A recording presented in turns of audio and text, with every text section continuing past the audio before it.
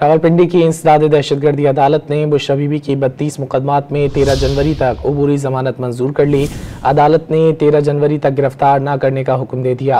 मजीद जानेंगे don news के नुमाइंदे ताहिर नसीर से। ताहिर, बताइएगा, बुशरा बीबी की अबूरी जमानत मंजूर कर ली गई है?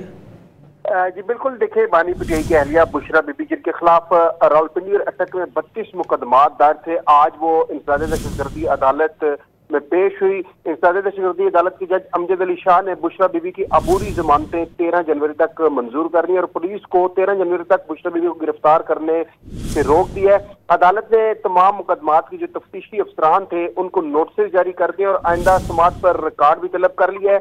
बुशरा बीबी के खिलाफ एहतजाज के वाकयात पर अटक और रावलपिंडी के मुख्तलिफ थानों में 32 मुकदमात दर्ज थे, जिनमें आज बुशरा बीबी इंसदाद दहशतगर्दी अदालत में पेश हुई और 13 जनवरी तक उन्होंने अबूरी जमानत हासिल कर ली है। जी बहुत शुक्रिया ताहिर नसीर इन तफसीलात के लिए।